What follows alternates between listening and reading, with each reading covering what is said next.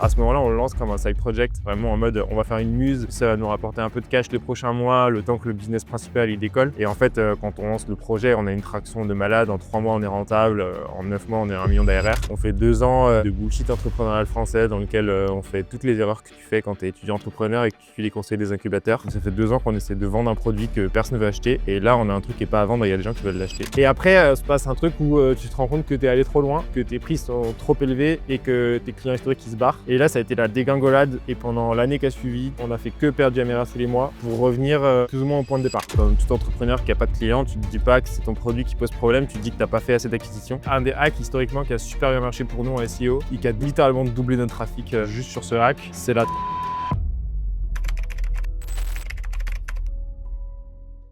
Lancer un SaaS, atteindre la rentabilité et scaler à plusieurs millions sans lever 1 euro.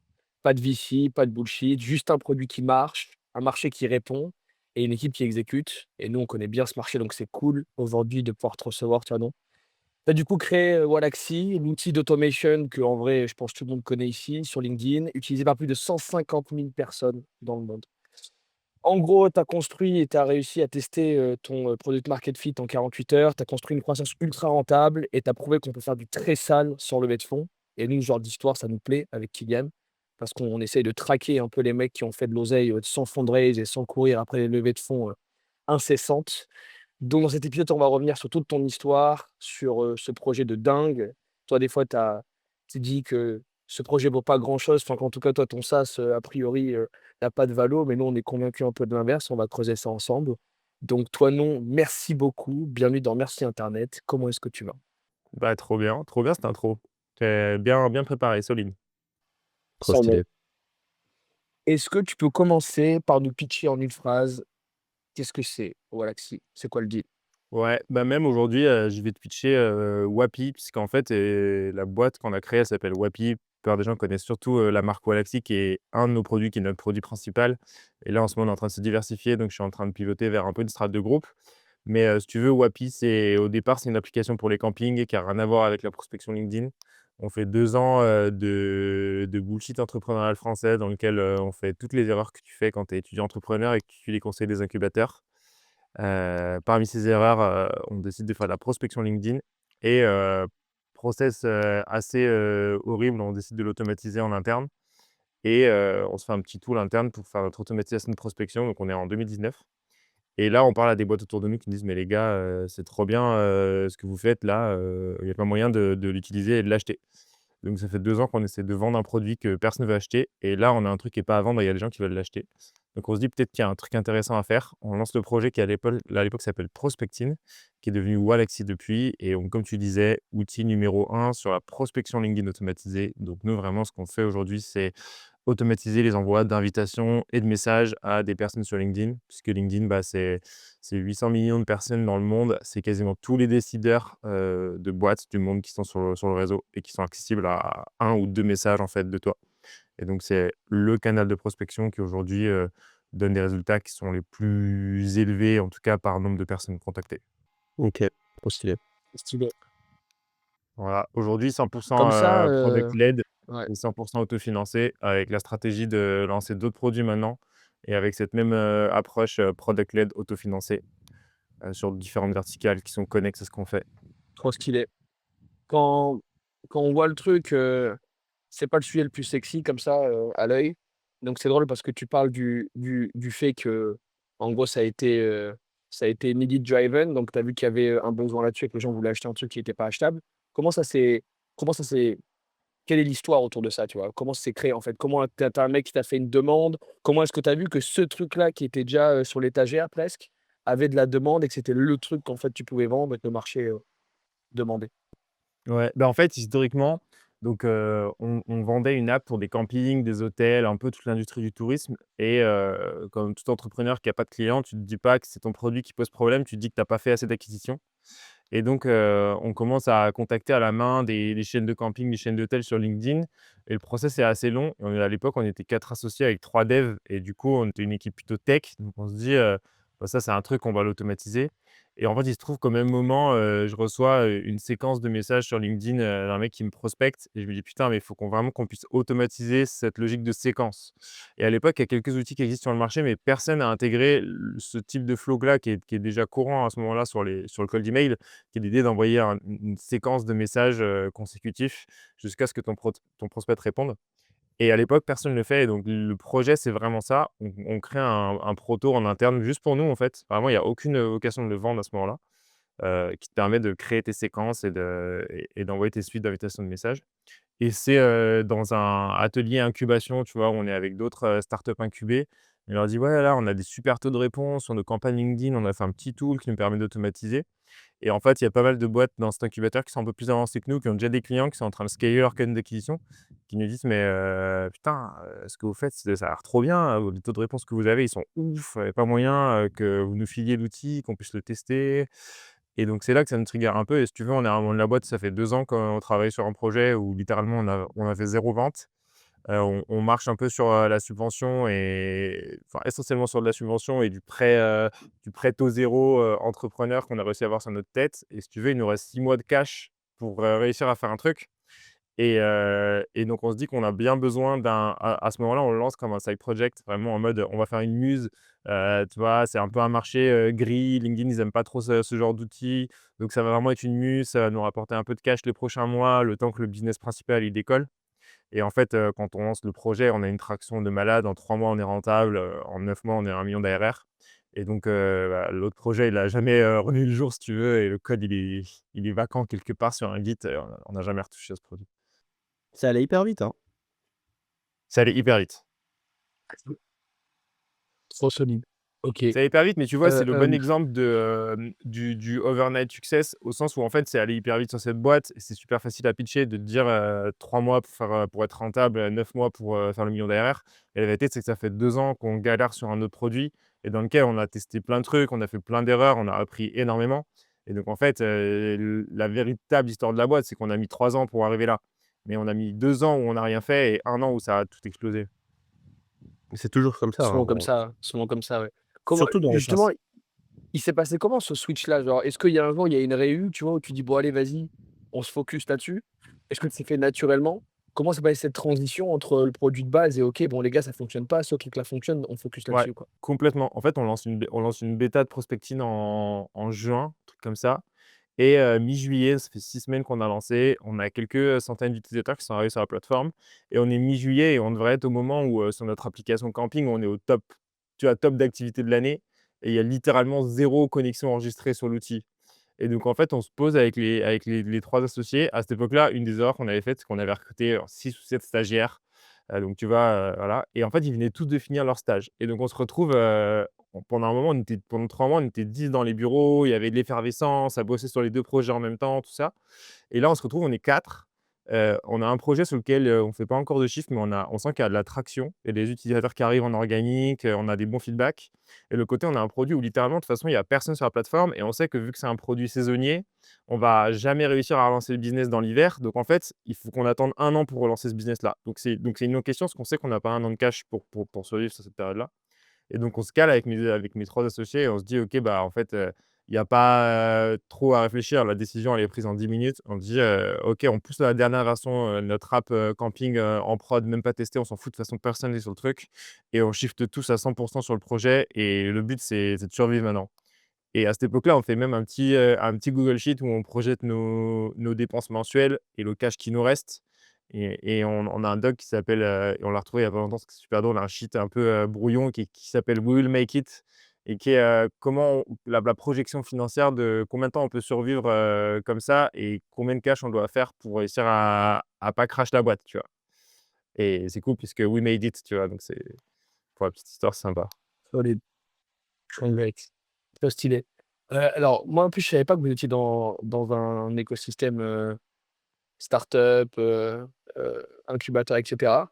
C'est vraiment un écosystème où en gros, tu as une pression externe de mecs, part en seed, enfin fait MVP, part en seed, fundraise à tout prix, trouve des investisseurs. Comment vous, en étant dans cet écosystème-là, vous n'avez pas craqué sous la pression, tu as pas cédé à aller fundraise? Qu'est-ce qui fait que vous êtes, que vous avez décidé de rester bootstrap? et que vous ayez gardé cette ligne de conduite, quoi?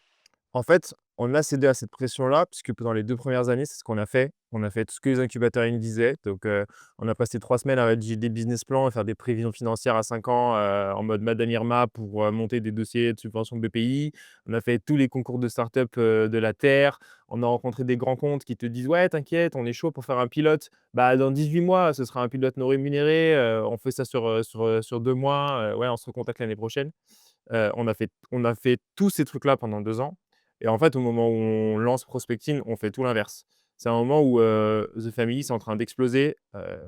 Il y a la formation coup d'état de où ça va et en fait, à ce moment-là, on quitte complètement l'écosystème. On s'enferme, dans nos petits bureaux, à Montpellier, avec les 4 associés et on commence à bourriner en mode: «OK, on arrête les démos». Ça fait 2 ans qu'on fait des démos à des campings qui veulent pas payer 30 balles par mois. On passe 1 heure avec des mecs qui sont sur Windows XP en zone blanche, c'est juste l'enfer. Donc on dit: «OK, ça déjà, on fait plus de démos, on arrête». Nous, ce qu'on kiffe faire, c'est du produit, de la tech et du marketing. Donc en fait, on va se focaliser à 100 sur ça. On met un support chat et on se berce des conférences d'Oussama Hamar, qu'on écoute, j'ai envie de dire, tous les jours, avec tous les conseils activables et on quitte complètement l'écosystème dans lequel on était et on se met 100 focus sur, faire un produit que les gens veulent acheter et c'est vraiment un shift de mindset qui a fait toute la diff derrière et aujourd'hui, moi, je suis très, très critique sur l'écosystème incubateur parce qu'en fait, il est enfin, pour moi, aujourd'hui, c'est des mecs dans des grands groupes qui ont théorisé comment on monte des boîtes sans avoir jamais monté de boîte. Ils ont enseigné ça à des mecs dans des masters entrepreneuriat et ensuite, les mecs dans les masters entrepreneuriat, ils coachent des startups. C'est un niveau d'absurdité sans nom et nous, enfin, moi, j'ai des anecdotes super drôles en incubateur du genre, on t'anime un atelier sur la méthode agile. Je dis: «Les gars, non mais la méthode agile, ça a été inventé pour des boîtes qui sont pas agiles et qui veulent gagner en agilité. Quand tu es 3 fondateurs dans la boîte, tu es agile par défaut, en fait. La méthode agile, elle t'enlève de l'agilité. Ça n'a aucun sens». Et donc ça marque l'incompréhension qu'il y a, entre les besoins réels de ce que c'est de monter une boîte et ce que l'État et les grands groupes, si tu veux, croient que c'est de monter une boîte, quoi. Et pour répondre à ta dernière Ouais, question c'est trop stylé, ouais. sur la levée de fonds, honnêtement, la question, elle s'est pas posée parce qu'on a été très vite rentable et donc en fait, on n'a jamais eu besoin de lever des fonds pour scaler. Nous, on n'avait pas l'ambition, de faire une boîte avec 1000 personnes. Si tu veux, dans la première phase de recrutement qu'on a faite, donc on est allé à 1 million de revenus annuels à 6 personnes, donc 4 associés, 2 employés et à ce moment-là, on s'est posé la question, on s'est dit: «OK, on a 2 scénarios devant nous. Le premier, c'est, prospecting, c'est un outil un peu, de growth hacking, en fait, ça va pas trop scaler, LinkedIn, ils vont finir par nous mettre des bâtons dans les roues. Viens, on fait un maximum de cash, on recrute pas et le but, c'est de faire vivre le produit le plus longtemps possible en rentrant un maximum de cash et en fait, il y aura jamais de grosse valo sur cette boîte et le but, c'est juste de faire du bénéf. Et option 2, c'est notre première boîte, on a envie de faire une vraie startup, on y croit et on recrute. Et les 4 associés, on avait envie de faire une vraie boîte, donc on s'est posé. À l'époque, on écrivait sur les vitres de nos bureaux, on n'avait pas de on n'avait pas de Velleda et on s'est posé, on a listé tous les mecs, tous les profils qu'il nous fallait pour, passer la phase 2 de la boîte, en particulier refaire le produit parce qu'on avait une grosse dette technique et on est tombé sur 17 personnes et on a recruté ces 17 personnes en 6 mois et en fait, à ce moment-là, on avait tellement de croissance qu'on n'avait pas besoin de lever des fonds pour recruter ces personnes-là. Donc si tu veux, Ouais. quand tu fais x3, x4 sur tes équipes en 6 mois et que tu as pas besoin de lever de fonds, la question, elle se pose pas et je pense que si on avait levé des fonds, on aurait craché la boîte. Parce qu'en fait, on avait 23 ans, 24 ans d'âge moyen. On n'avait pas du tout la maturité de faire une levée en seed à l'époque à 500 000 ou 1 million. On aurait fait n'importe quoi, je pense. On aurait cramé le cash n'importe comment et peut-être qu'on aurait tué la boîte avec ça. OK. C'est Ouais, c'est trop marrant intéressant. c'est marrant d'avoir, 4 associés et 3 devs. Toi, tu étais le non tech, c'est ça?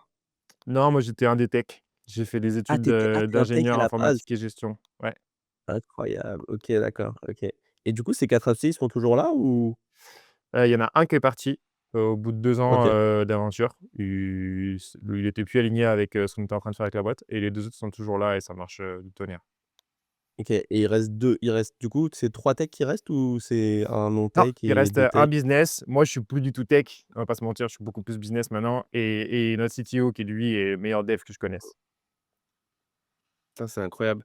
Tu vois, moi qui pas qui critique, mais qui dit souvent, que, bah, tu vois, qui encourage que les techs à s'associer à des bons CEO. C'est rare de voir je trouve un tech qui passe CEO, tu vois? C'est pas je trouve que c'est pas la même mentalité du tout, non?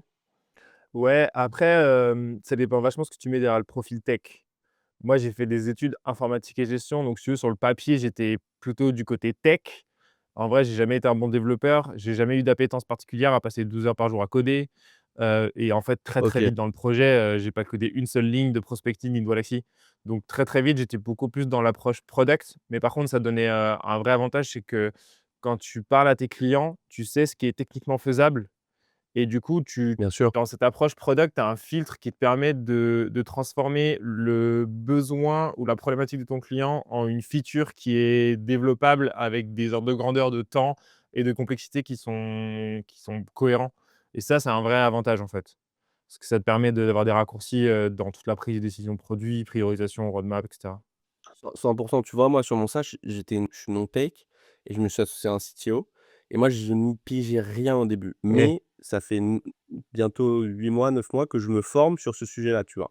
Et maintenant, je peux tenir une conversation avec des devs, je peux discuter de dev et cetera. Je sais pas coder, mais je maîtrise le sujet en surface et je vois à quel point maîtriser, en tout cas, ce sujet en surface, a une valeur. Je vois que moi, je débloque des situations techniques, tu vois? V dû à mon point de vue d'entrepreneur et ma capacité à résoudre des problèmes. Hem et non, non, 100, je te rejoins 100 là-dessus. C'est ouf la value que ça a de maîtriser en tout cas un petit peu ce sujet-là, que d'être totalement perdu et de rien comprendre, tu vois? Donc je te rejoins à 100 là-dessus. Et le dev, il y a plein de fois où il va te dire que c'est pas possible.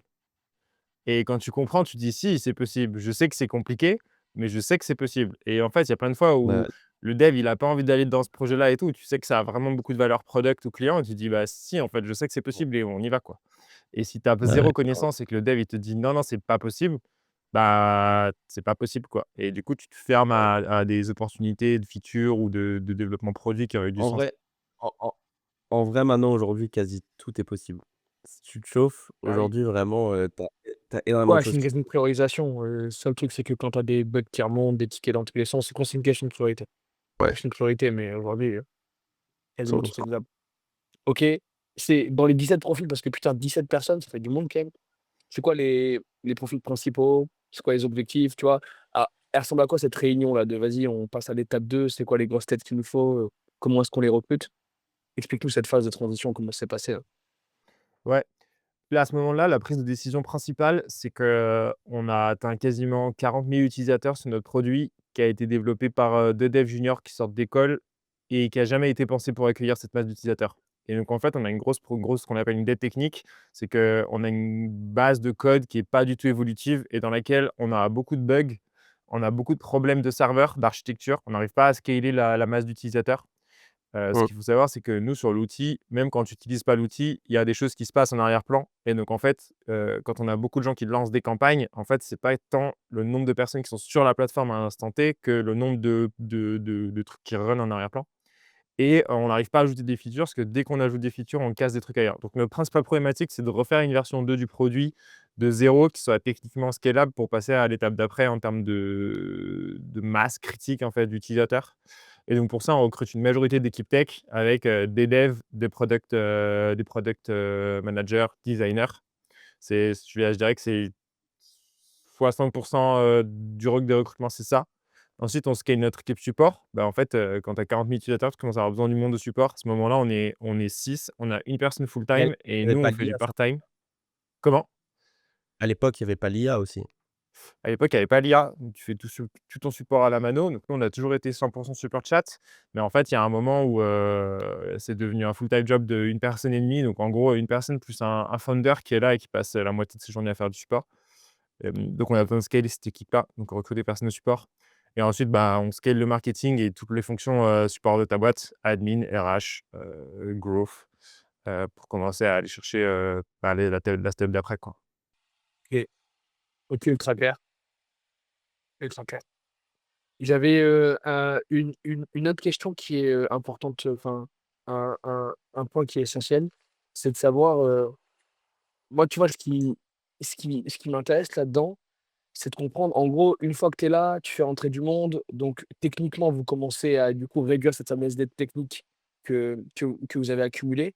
Mais si on essaie de, en parallèle, voir un peu la partie acquisition, comment est-ce qu'elle a fonctionné? Donc j'ai bien compris qu'en gros, au début, il y a eu un beaucoup de demandes, j'imagine beaucoup de bouche à oreille sur les premiers retours. Derrière, une fois qu'on commence à se dire: «OK, on va chercher la step numéro 2 et on avance», comment ça se passe d'un point de vue, acquisition? Comment est-ce qu'on acquiert les mecs? Qu'est-ce qu'on met en place? Comment on structure ça? Sales, pas sales? Est-ce que vous utilisez vous-même votre propre produit, tu vois? Curieux de savoir comment, s'est passée la partie acquisition, une fois que cette décision-là de: «OK, step numéro 2, on envoie», a été prise. Ouais, alors la step 1 d'acquisition, c'est qu'on va chercher nos premiers clients avec notre propre produit et ça, aujourd'hui, tu vois, je te pitchais au début le fait qu'on est en train de lancer des nouveaux produits. Nous, c'est un mindset qu'on a dans la boîte, c'est qu'on veut être toujours nos premiers clients. Parce qu'en fait, quand tu designs un produit pour quelqu'un d'autre, bah, tu vas aller discuter avec ton prospect ou ton futur client. Il va te dire ses problèmes avec ses propres biais. Tu vas recevoir ça avec tes propres biais et tu vas construire une solution qui tu penses être juste, mais en fait, tu as tellement de biais sur le chemin que entre le réel problème de ton futur client et le produit que tu développes, il y a un mismatch sur une grosse partie des besoins et tu vas avoir une boucle itérative qui est très longue. Parce qu'en fait, à chaque fois que tu te rends compte que tu te trompes, tu dois recommencer des trucs et donc tu perds beaucoup de temps. Quand tu es ton propre client et que c'est toi qui fais les specs du produit, littéralement, il y a aucun filtre là-dedans. Tu as un problème, tu écris la consigne qui va résoudre ton problème et donc ça, c'est un mindset qu'on a sur tous les produits qu'on fait qui est toujours être notre premier client, notre premier utilisateur et c'est ce qu'on a fait à l'époque. Au début, on prospecte qu'avec nos comptes, puis à l'époque sur LinkedIn, c'est super facile de faire des faux comptes et donc très vite, on crée une flotte de faux comptes qu'on scale jusqu'à, tu vois, 3 mois après le lancement, on était autour d'une cinquantaine de faux comptes LinkedIn et à l'époque, tu pouvais envoyer 700 invitations par semaine. Donc en gros, on contactait 70 000 personnes par mois avec mon associé, on avait 25 comptes chacun. Et ce qui est marrant, c'est qu'à ce moment-là, À la mano, tout heu, à la main. bah, du coup, tout avec Prospecting, donc tout avec un outil d'automatisation. OK. Et ce qui est marrant, c'est que justement, à ce moment-là, on commence à avoir des gens qui nous demandent, une fonctionnalité de team pour faire du multi-compte et nous, on l'avait déjà développé juste pour nous. On avait une version custom de la fonctionnalité de team parce qu'on en avait besoin. C'était un enfer de gérer 25 comptes chacun et donc on avait développé notre propre système. Ce qui fait que quand on release la feature de team, c'est la feature la mieux pensée qu'on ait jamais release parce qu'on l'a utilisée pendant 3 mois pour nous et on a d'abord codé le truc pour nous avant de le coder pour le client. Donc ça, c'était vraiment un truc Mmh. puissant et en fait, assez vite, on se demande, d'où viennent nos clients. Donc dans toutes nos campagnes de prospection, on met des liens de tracking. On se rend compte que la prospection, ça ne génère que 5 de notre acquisition et que 95 de l'acquisition, c'est de l'organique, c'est du bouche à oreille. Donc j'ai envie de te dire, dans ton product market fit, quand tu as un vrai product market fit, c'est vite ça ton premier canal d'acquisition et à partir de là, effectivement, tu te demandes: «OK, maintenant comment je vais scaler mes canaux?» Ce qui est un peu la step 2. Là, on a exploré plusieurs trucs. Le premier qu'on a exploré, c'est, l'affiliation. Très vite, avec cette idée de bouche à oreille organique, il y a des gens qui nous ont contactés au support en voulant faire du bouche à oreille, rémunéré, en disant: «Putain, mais moi, j'ai une audience, moi j'ai des clients, je fais des formations, j'ai plein de gens que ça peut intéresser», donc on a mis très vite en place un programme d'affiliation, qui aujourd'hui est notre premier canal d'acquisition. On a 25 de nos clients qui viennent de l'affiliation. Donc ça a scalé petit à petit, Ah, mais solide. ça a doublé quasiment chaque année en termes de répartition et aujourd'hui, c'est 25 de nos clients. Le deuxième truc Et très vite, comment c'est, ouais, vas-y. et comment tu géré cette partie affiliation? C'est hyper intéressant. Comment tu as fait pour que Ouais. ton programme d'affiliation devienne, je pense que c'est pas arrivé par miracle, non? Tu es quand même parti chercher des affiliés, non? Ou, peut-être c'est arrivé par miracle, je sais pas? En fait, on l'a vraiment fait, en make it work, make it better. C'est-à-dire qu'au début, les mecs viennent te demander un programme d'affiliation. Nous, on s'est même pas posé la question, on a dit: «OK», on faisait des liens de tracking à la main. Donc en fait, on t'envoyait un PDF avec les conditions générales à signer. Tu nous envoyais le PDF signé, on t'envoyait un lien, traqué et après, on t'envoyait un mail avec la facture, que tu devais nous générer avec le bon montant et dès que tu nous avais généré la facture, on faisait tous les paiements manuels. Quel On a fait enfer. ça pendant 18 mois et à un moment, on s'est dit quand même, ce serait bien qu'on automatise ce système. Les solutions sur le marché à l'époque, c'était des trucs type Partnerstack qui coûtaient 60 000 € par an, donc c'était un peu trop cher pour nous. Donc on a développé un système custom qu'on a toujours aujourd'hui et là, du coup, on a créé notre propre plateforme avec un système qui est tout automatisé, versement automatique des commissions, génération du tracking, adhésion au truc et cetera et c'est vraiment ça qui a permis de faire scaler le système puisque l'affiliation, elle devient ultra, ultra simple, à mettre en place OK. et après, pourquoi nous, c'est un canal d'acquisition qui a bien marché? En fait, je vais même te dire, l'inverse, c'était très organique et on a essayé dans les 2 dernières années de le scaler de manière non organique. Quand on a vu que c'était un canal qui marchait super bien, on s'est dit: «OK, comment on va recruter des nouveaux affiliés? Comment on va chercher des mecs et tout?» On a mis énormément de ressources dedans et en fait, on s'est rendu compte que ça avait très peu de levier et que la vérité, c'était que notre produit était propice à ça par design. C'est qu'on avait un bouche à oreille organique, donc les gens adorent le produit, donc ils ont envie de le recommander. Et le deuxième, c'est qu'on a un positionnement sur le marché qui est un positionnement d'accessibilité, c'est-à-dire que l'outil, il est super simple et il vient évangéliser la prospection et donc il vient la rendre accessible à des gens qui ne savaient pas que ça existait. Et donc, on a énormément, énormément de formateurs, de coachs, de gens qui sont spécialistes, outbound, automation, LinkedIn, qui font la promo de l'outil dans leurs formations, dans leurs accompagnements et cetera. Et en fait, c'est vraiment ça notre persona type de l'affilié. C'est un mec qui fait des formations en vente et qui dit: «Bah, les gars, aujourd'hui, il faut que vous fassiez de la prospection LinkedIn» et qui va avoir, des PME, des boîtes qui sont pas du tout digitalisées. Et en fait, notre outil match parfaitement parce que c'est un outil qui est ultra simple et puis qui permet à Jean-Michel, directeur commercial d'une PME, dans l'industrie, si tu veux, d'automatiser sa prospection LinkedIn. Donc c'est ça qui OK. fait que c'est devenu notre canal, de manière très organique et j'ai pas de tips à te partager sur comment on fait parce qu'en fait, aujourd'hui, Ouais. C'est 90 des gens vraiment qui sont arrivé, affiliés chez nous, c'est des gens qui sont d'abord clients et qui sont passés par le programme. Et donc aujourd'hui, notre canal, c'est surtout de bien mettre en avant le programme d'affiliation aux gens qu'on considère être des personas types de nos affiliés pour qu'ils et sachent que ça c'est existe ça et qui est qu'ils aillent sur la intéressant. plateforme. Comment tu Ouais, l'as ouais, mis in-app, tu vois? Tu l'as mis de quelle ouais, façon? Tu as mis un bouton dans le menu? Comment ça se passe in-app pour que les gens ils se disent: «Ah putain, c'est là le programme d'affiliation», tu vois? OK, c'est super simple, ouais, parce que moi je me rends compte à quel point les gens ne comprennent rien sur une app. C'est Ouais, que toi, par exemple, tu vas développer une feature, tu penses que tout le monde bien va sûr. l'essayer, mais si tu en parles pas à la feature, il y a personne qui va la trouver dans ton app, tu vois? Mais mais ouais, du coup, c'est du coup du ton canal d'acquisition, c'est directement une app, mais comment tu as fait pour avoir, 25 pour que 25 de ta croissance devienne, tu vois? Comment c'est structuré à l'intérieur? En fait, si tu regardes, ça arrive même avant l'app. Si tu vas sur wallaxy.com, notre website, c'est le troisième lien dans le menu du haut, c'est l'affiliation. Donc c'est un truc qu'on pousse OK, vraiment, qu'on met vraiment en avant, avant même que tu sois sign up. C'est un truc qui est évidemment OK, dans des boutons in-app, mais c'est pas forcément là qu'on a le plus d'acquisition. Et ensuite, c'est un truc qu'on pousse OK. aujourd'hui de manière personnalisée. En fait, on a identifié justement que les coachs, les formateurs, certains job titles LinkedIn précis de nos clients sont des personas types. Et en fait, à eux, quand on a identifié qu'ils avaient vu la valeur du produit, on va leur pousser un certain nombre de mails transactionnels pour leur proposer le programme d'affiliation. Et donc, on va faire une OK. communication ciblée qui est: «Hey, j'ai vu que tu étais formateur, tu sais qu'on a un programme d'affiliation que tu peux pousser dans tes formations», voilà. Et quand même un truc dont j'ai pas parlé sur ce programme d'affiliation, qui est quand même un truc qu'on a mis en place depuis le jour 0 et qui fait vraiment la différence, c'est qu'on donne 50 de commission à vie sur tous les abonnements générés. Et en fait, notre C'est pas notre mal. raisonnement, Beaucoup. solide, c'est solide. solide. En fait, notre raisonnement, c'était de dire: «S'il y a plein de concurrents, il faut que ce soit un no-brainer et qu'on soit l'outil que les gens, ils ont envie de recommander parce que le programme d'affiliation, il est dingue». Et que dans tous les cas, c'est un canal d'acquisition où tu payes que sur ce que tu as gagné. Puisque tu payes là une commission sur l'abonnement que tu as reçu, tu as pas de problème de trésor parce qu'en fait, tu payes que quand tu as reçu l'argent. Et 50 ça veut dire que tu as un ROI à 2 sur ta campagne d'acquisition, ce qui est potentiellement très difficile à avoir sur des campagnes d'acquisition, ads, sur les canaux classiques type Google Ads ou LinkedIn Ads ou Meta Ads. En tout cas, c'est des ratios qui sont intéressants et du coup, on s'est dit, pas de raison de pas aller, cibler, ce modèle-là qui fait que, on est le programme d'affiliation sur les outils d'automatisation de ligne qui est le plus intéressant et on sait que ça va nous rapporter du business. Mais ça veut dire, en fait, sur tes affiliés, tu gagnes quasi rien, non? Parce que toi, tu payes TVA, tu payes, coûts et cetera, serveur et cetera et tu donnes 50. Il te reste pas grand-chose, non? Ouais, mais en fait, on est dans le SaaS. Moi, j'ai 85 de marge sur mon produit. Donc en fait, Mmh. 85 de marge, quand le mec il arrive, j'ai filé 50 de commission, il me reste quand même 35 du revenu et en fait, je considère que c'est OK. Et un des autres aspects de ça, c'est qu'en fait, l'affiliation, on pense que, tous les mecs qui passent par ton lien de tracking, en fait, c'est pas vrai.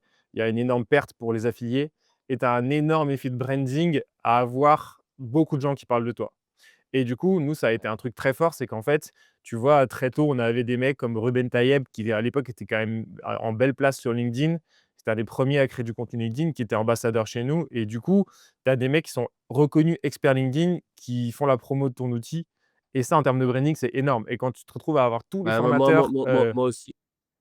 Moi aussi, Ruben, c'est mon plus gros affilié. Ouais, bah, voilà. Et quand tu te retrouves à avoir tous les formateurs, tous les spécialistes de ton industrie qui recommandent ton outil, bah, en fait, en termes de branding, tu as un effet qui fait que tu deviens la solution top of mind et que tu as plein de gens qui passeront pas par lien d'affiliation, mais qui ont entendu parler de la solution, ici et là et qui du coup vont venir, quoi. OK, 100. Super clair, super intéressant Trop de parler dingue. d'affiliation. Trop smart ce Voilà et truc, après de reach out, surtout nos formateurs qui peut ramener de la masse. C'est bien. Mmh. et après sur les autres canaux d'acquisition, OK. très vite, on À a fait côté de des trucs qui sont pas l'affiliation, très on était originaux. chaud de parler un petit peu ouais. Ah bah, génial. Il y a un petit lag, je pense, Bah, mais Vas-y, comme c'était la comme question. quoi, vas-y. ouais, bah, du coup, là, pour le coup, j'ai envie de dire, on n'a pas fait, dans la grande T'inquiète, c'est pas grave. originalité, mais les 2 canaux qui historiquement nous ont amené le plus de business, c'est le contenu sur LinkedIn et le SEO. Le SEO, on a commencé très tôt. À l'époque, notre première employée, c'était Amandine Barthes. Elle est arrivée en alternance, pour faire, chargée de communication très générale.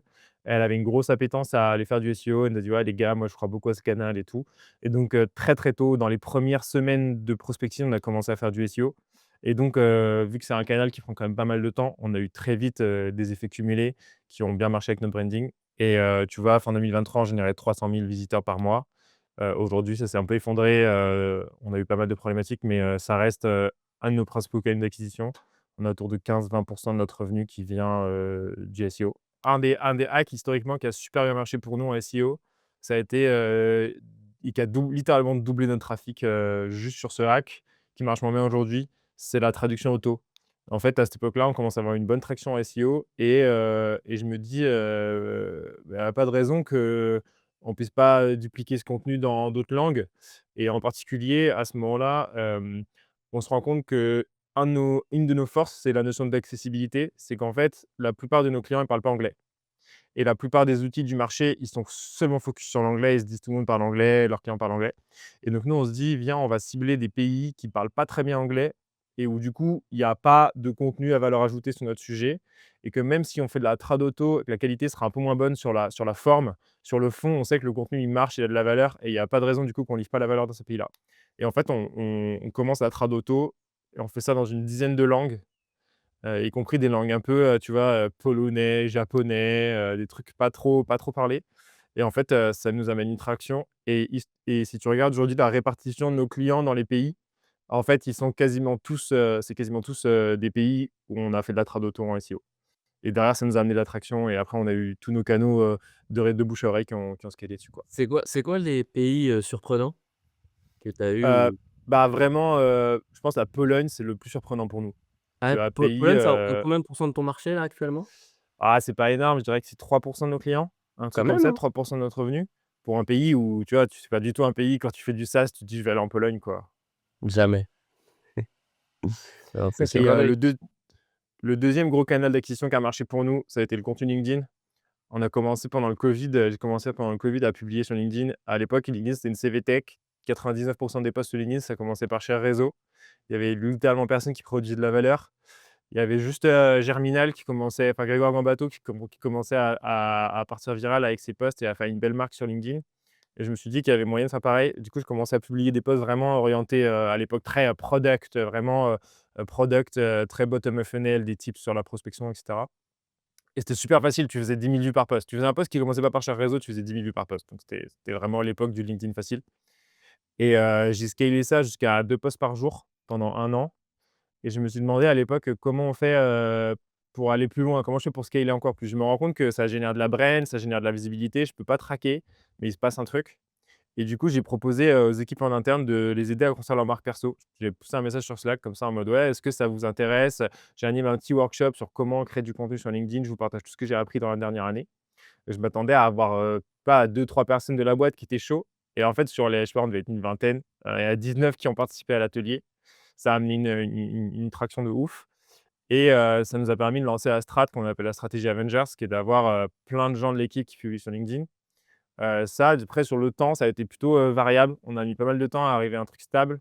Mais tu vois, en 2023, quand j'avais mon compte LinkedIn, up et qu'on avait un paquet de monde qui publiait, on fait 22 millions de vues sur l'année. Donc ça commence à faire une sacrée visibilité organique et là, cette année, on a bien relancé le truc et je pense qu'on va faire, 15-20 millions de vues aussi sur l'année. OK. Et donc ça, en Oui. termes de branding, c'est juste fou. C'est incroyable. Tu peux pas mesurer, mais à la fin, tu deviens la solution top of mind, y compris si tes salariés ne parlent pas du produit ou Ouais. même de la boîte, en fait. Bah, le contenu, c'est magique, hein, c'est Et oui. c'est incroyable. Est-ce que, est-ce que tu es en paix avec ça? Parce que, ben, tu nous as donné l'exemple d'Amandine qui, a géré le SEO avec toi pendant un moment, mais qui après du coup, est partie et elle, du coup, s'est lancée sur la partie SEO et aujourd'hui elle est vraiment reconnue, dans ce domaine et du coup, tu vois, est-ce que est-ce que c'est un truc que tu recommanderais pour les boîtes? Parce qu'il peut aussi avoir le revers de la médaille où en fait une personne, ben, est très bonne dans son domaine et une rockstar, part de son côté, en fait, se rend compte que ça peut être ultra intéressant de faire la chose pour soi et toi, du coup, j'imagine que tu as perdu un vrai gros talent et un vrai gros, A-player. C'est quoi la vision le regard que tu portes là-dessus? Très bonne question. Ouais, c'est une super question et c'est une vraie question. Moi, j'étais très, serein parce que, je proposais des conditions de travail de boîte qui faisaient que j'étais très confiant sur le fait de garder les talents, même avec cette stratégie-là. Et j'accepte que potentiellement, il y en ait 2-3 qui partent à cause de ça, enfin ou grâce à ça. OK. Tu vois, je suis assez, détaché là-dessus aussi. Je pense que le but d'une boîte, c'est aussi d'aider, ses équipes à faire carrière, à se lancer et cetera et tu vois, c'est plutôt une fierté de dire que, Amandine, elle est passée par chez nous, elle a construit sa marque perso chez nous. Aujourd'hui, elle est reconnue dans son domaine. Bah, en fait, je suis super content et le rayonnement, il continue même a posteriori. Tout le monde sait qu'elle est passée chez nous, et le contenu qu'elle fait aujourd'hui, je pense qu'il a encore un impact potentiellement, de branding sur la boîte parce que tout le monde sait que c'est passé par Wallaxy. Une grosse partie de son expérience est passée par Wallaxy. Sa success story, elle est passée par Wallaxy et donc je suis assez à l'aise avec ça. Mais par contre, c'est vrai que je ne recommanderais pas forcément à toutes les boîtes, en particulier si tu payes pas très bien les gens ou si tu pas confiance sur les garder parce que tu as des conditions de travail ou une proposition de valeur interne qui est très attractive et pour te donner l'exemple, très vite Amandine, au bout de 2 ans à publier sur LinkedIn, elle avait des propositions de salaire qui étaient à fois 2 que ce que nous on lui proposait et elle était pas mal payée chez nous, tu vois? Donc ouais, c'est un vrai sujet. OK. Ah, tu peux te faire soulever là-dessus, hein. Ouais. Enfin, Et toi, toi, encore dans la mesure encore où le SEO, c'est pas ta source de revenus, enfin, ton acquisition principale, disons que ça va, mais imagine tu fais ça, en fait, le SEO, ça représente 90 de ta croissance et du jour au lendemain, tu as ta directrice de ce pôle-là qui se barre. heu, Enfin, tu vois, ça peut vraiment être une galère, quoi, pour certaines boîtes qui sont dans des situations, spécifiques. ouais Donc c'est intéressant, comme et point. surtout bah, c'est ce que tu disais, c'est qu'il y a quand même eu un impact quand Amandine, elle est partie, non? Sur ton trafic, SEO et cetera, non? Non, je dirais plutôt que c'est l'inverse. Ça faisait 1 an qu'on OK. était un peu en déroute et elle n'arrivait pas à trouver, les solutions, pour, mettre fin à l'hémorragie, si tu veux et du coup, c'était le moment où elle avait peut-être atteint, sa limite ou en tout cas, sur la strat qu'elle avait déployée, elle n'arrivait plus à faire tourner le truc et à relancer la machine et du coup, c'est le moment pour elle de partir aussi vis-à-vis de sa carrière perso, tu vois? J'ai compris. OK, super. OK et là, du coup, tu as géré comment le prochain recrutement là-dessus? Tu l'as toujours pas recruté, je crois, de mémoire? Tu Si, étais si, tu si, j'ai si, vu j'ai vu nous, un on avait post il y a pas quelqu'un en longtemps. interne.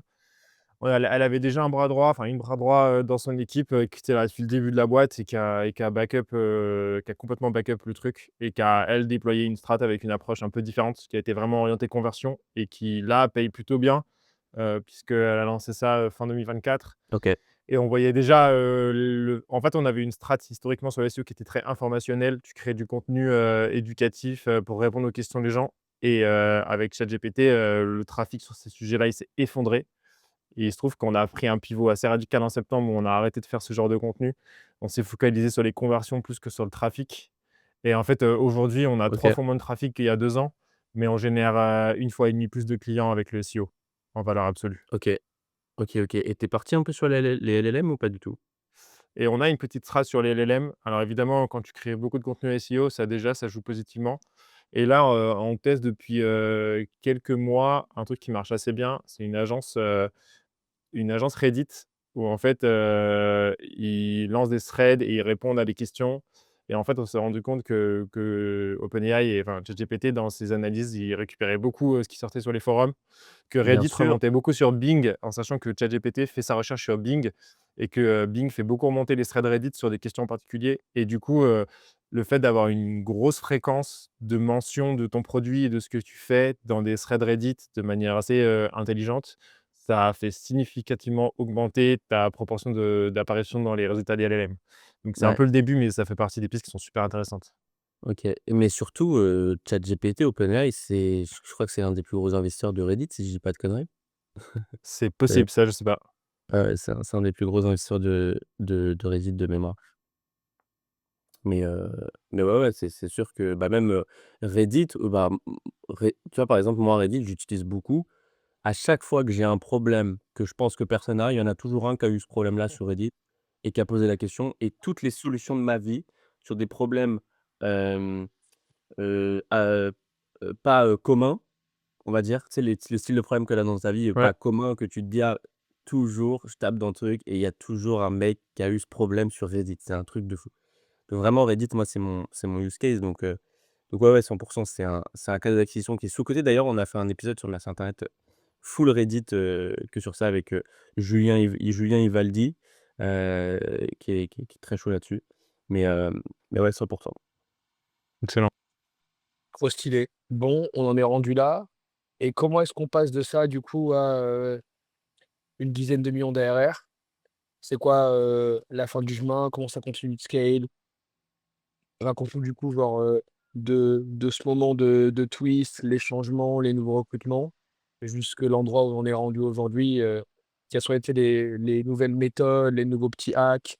Qu'est-ce qui vous a permis de continuer de grandir, quoi? En fait, ce qui est pas drôle dans le scale, c'est que, souvent il y a pas de hack et il y a rien de révolutionnaire. En fait, sur le start, tu as des fois des effets de levier, des moves, qui font une différence de malade et qui font que, tu vas chercher, des gros bumps de croissance, de traction, parce que tu as pris une décision en particulier.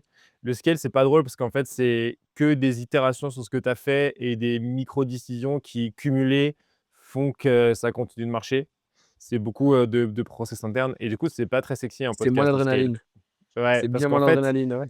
parce qu'en fait, c'est plein de petites choses, Mmh tu mh. vois? Mmh. Mais si tu rentres dans les piliers clés pour moi, il y en a quand même un certain nombre qui font vraiment la différence. Le premier, c'est le recrutement, c'est recruter les bonnes personnes.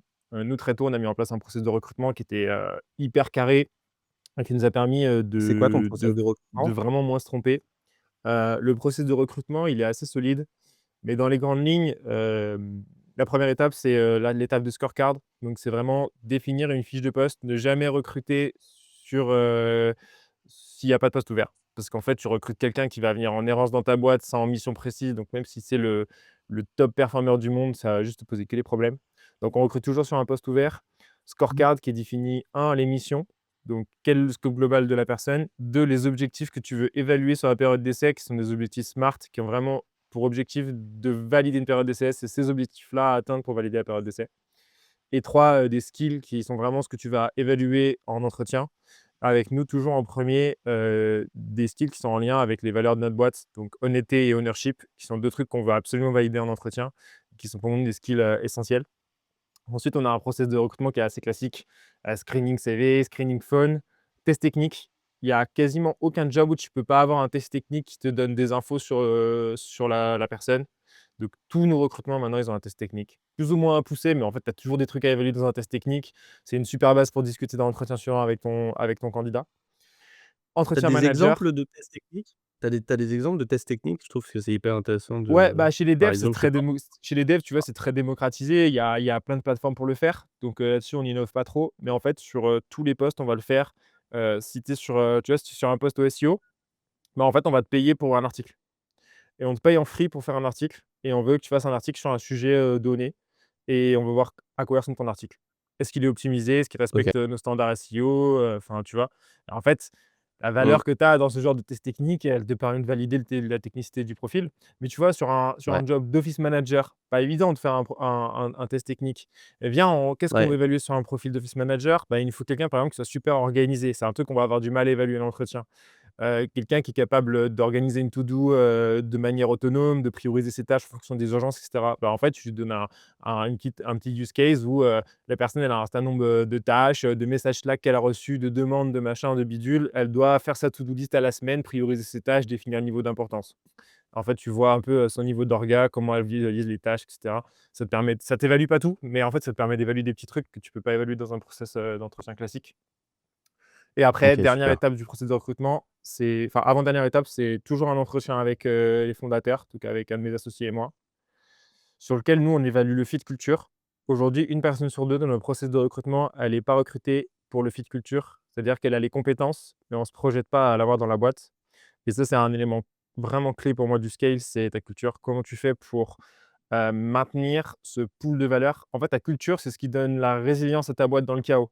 Et le scale, c'est le chaos par définition, c'est tout le temps le chaos. Tu as tout le temps des problèmes, tu as tout le temps des nouvelles personnes, tu as tout le temps des nouvelles choses. C'est pas établi et du coup, la culture, c'est ce qui te donne ta résilience dans le chaos, qui permet à ta boîte de survivre même quand il y a plein de problèmes. Et donc nous, on est intransigeants sur ça. On veut des gens qui soient dans notre fit culture, qui matchent avec nos valeurs. Donc c'est ça qu'on va évaluer dans la dernière étape avec mon associé et ensuite on a vraiment une étape ultime, qu'est-ce qu'on appelle la journée découverte ou le pre-onboarding où là, on fait venir les gens une journée défrayée dans nos bureaux et ils vont passer dans les différentes équipes, ils vont discuter avec nous, ils vont voir à quoi ça ressemble la boîte et cetera et ça a 2 objectifs. Le premier, c'est que ça permet de voir un candidat dans un exercice qui est pas celui de la vente. En fait, dans un entretien de 45 minutes, le mec, il est là pour c'est un sales, il est là pour se vendre, donc c'est normal. Quand tu es là sur une journée, que tu as plein de micro-interactions sociales, c'est quasi impossible de jouer cet exercice-là sur une journée et donc ça te permet de voir la vraie personnalité, de la personne et voir s'il y a des trucs que tu as pas identifiés avant dans le process. Ça te permet d'intégrer les personnes, dans le processus de recrutement. Elle voit plusieurs personnes, donc tu as d'autres gens, d'autres regards qui vont donner leur avis et cetera et pour le candidat, c'est une super manière de lui dire: «Bah, tu vois, on vend ça sur nos posts LinkedIn. Est-ce que c'est ça dans la réalité? Viens voir et viens voir si tu as envie de bosser chez nous» et la plupart du temps, c'est le Mmh. cas et la plupart du temps, du coup, tu crées une hype aussi qui fait que le candidat derrière, il est super hypé, de venir, il est impatient, les jours qui arrivent, il a moins de stress le jour J, il a vu des bureaux, il a vu des gens et cetera. Qui est ça vraiment un truc, si tu as un business qui est on-site avec des bureaux, je recommande à fond de faire ça, vraiment. OK. Et dans l'étape clé, pour finir cette partie recrutement, un des trucs essentiels pour moi, c'est qui t'attire et qui t'attire pas. En fait, la plupart des boîtes, elles font des annonces et elles construisent une marque employeur dans l'idée d'attirer un maximum de candidats et moi, je pense que c'est une erreur et que tu dois créer une marque employeur et des annonces qui cherchent à attirer les candidats qui matchent avec ta boîte et faire fuir les autres. Et donc typiquement, si tu vas sur le Welcome to Jungle, il y a des gens qui vont te dire: «Mais jamais de ma vie je travaillerai dans cette boîte» et en fait, c'est ça Et qu'on veut et c'est quoi les raisons de pourquoi ils diraient ça? C'est quoi que bah, en fait comment tu arrives à les faire fuir? Dans ouais, ton bah, cas, en par fait exemple? ouais, ouais, c'est une super question. Bah, en fait, nous, on a une culture, par exemple, autour du fun. Il y a un truc qui est vraiment important pour nous, c'est faut s'amuser dans la vie. Donc dans la boîte, on s'amuse, et des fois, on n'a pas de problème à faire des trucs qui sont un peu bizarres, tu vois? Je sais pas, on travaille pieds nus, on a une piscine à boules, on a des trucs un peu what the fuck et il y a des gens que ça dérange, qui considèrent que ça, c'est pas le monde du travail, que ça doit pas exister et en fait, du coup, moi, ces gens-là, je les veux pas. Donc je veux que quand ils voient, des photos sur Welcome to the Jungle de gens qui sont pieds nus ou dans la piscine à boules, ils se disent: «Mais what the fuck, je travaillerai jamais ici», tu vois? Et à l'inverse, ceux qui comprennent qu'on doit pour être créatif, il faut s'amuser et du coup, il faut tout cet environnement-là qui donne, de la liberté d'esprit, bah, ils se disent: «Putain, mais en fait, c'est ça, genre, c'est là que je veux bosser, en fait, c'est là que je vais être performant» et donc c'est Ouais, ça qui m'intéresse et c'est comme ça qu'on a construit notre marque employeur, tant dans les posts LinkedIn que sur les annonces Welcome to Jungle. C'est dans l'idée de faire fuir les candidats qu'on veut pas et de rendre fans les candidats qu'on veut, tu vois? super intéressant, super intéressant. Donc vraiment l'humain, au centre du scale, quoi, pour Ouais et passer chercher comme quand tu construis une marque perso, chercher à te demander à qui tu veux plaire et à qui tu veux déplaire voilà. et je pense que c'est un dans l'exercice mental de construire une marque, il y a toujours cette idée de savoir Alors, quel est ton ennemi commun, et du coup, avec contre qui tu veux te battre, tu vois? Et nous, on veut se battre c'est contre ouais, l'ancien monde du travail. ouais, c'est toi qui t'es investi dans ce sujet-là ou Ouais, ouais, ça ouais, c'est ça un Ça sujet a que j'ai pris l'air, à cœur. J'ai positionné, ça se sent, non? à fond mon profil LinkedIn sur ça à l'époque. voilà, Et ouais, c'était hyper important, pour moi d'avoir ces profils-là voilà. et on a une contrainte, c'est que nous, on est on-site, donc on n'a pas de full remote et on est basé à Montpellier. Donc quand tu commences à scaler ta boîte et que tu as besoin de profils seniors dans un écosystème startup qui est très centralisé sur Paris, c'est très, très dur de faire venir des talents. Tu as pas accès au pool de talents du monde entier si tu es en full remote ou du l'écosystème parisien si tu es à Paris et donc il te faut des arguments forts et il te faut vraiment une marque employeur forte pour être capable d'attirer des gens et d'avoir une raison de venir, tu vois? Et aujourd'hui, on a à peu près 30 à 40 des gens dans la boîte qui ont déménagé pour venir bosser chez nous, tu vois? Qui ont Trop changé de stylé. ville et OK, donc ça, c'est un indicateur qui est intéressant, c'est qu'on est assez attractif, on vend du rêve et du coup, les gens sont prêts à bouger de ville pour venir chez nous. OK et pourquoi Ça, c'est Montpellier? énorme. Parce qu'on était là à la fin de nos études, qu'on a monté la boîte pendant nos études et que du coup, la Et question s'est tu pas penses posée, tu pas vois? à bouger à Paris ou? Moi, je bougerai jamais à Paris, je déteste cette ville, personnellement, je pourrais pas vivre à Paris Non. et et pour l'instant, on n'a pas envie de justement dans cette logique de culture. En fait, on a une culture on-site, on a une vie de bureau, ça fait partie de notre ADN de boîte. C'est aussi ça qu'on vend et qui fait qu'on a des gens qui viennent chez nous. On a beaucoup de gens qui ont fait plusieurs années de full remote et qui finalement, viennent chez nous et se disent: «J'en ai marre du full remote» et donc c'est ça notre valeur ajoutée, tu vois? En tant que boîte, notre position si on parle de positionnement de marque employeur, c'est de te proposer une expérience on-site qui soit ouf, avec une culture de boîte qui est ouf et on n'est pas en mesure aujourd'hui de la scaler en full remote ou dans plusieurs bureaux, dans plusieurs villes, tu vois? C'est pas notre volonté de le faire en OK, tout cas à court terme. ça marche. Trop stylé. J'étais chaud qu'on parle, ah ouais, non, j'ai une question avant toi. Welcome to Jungle, ça marche bien pour vous? Ça marche bien pour nous et historiquement, 80 des candidats qu'on a Welcome to the Jungle, on les a attirés via d'autres canaux, principalement via LinkedIn.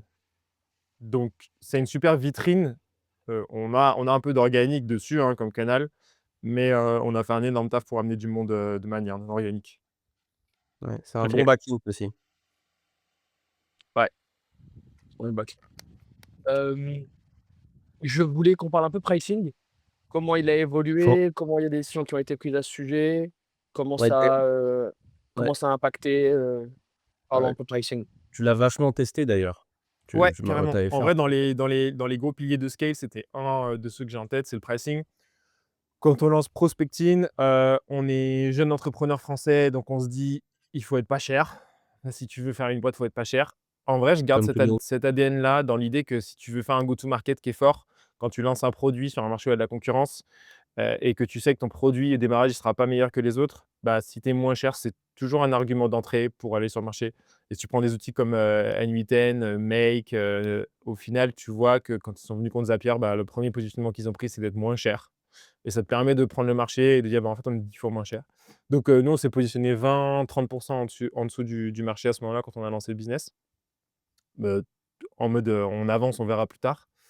Et on est resté comme ça pendant quasiment 18 mois. Puis au bout de 18 mois, on s'est dit quand même, peut-être qu'on pourrait augmenter les prix.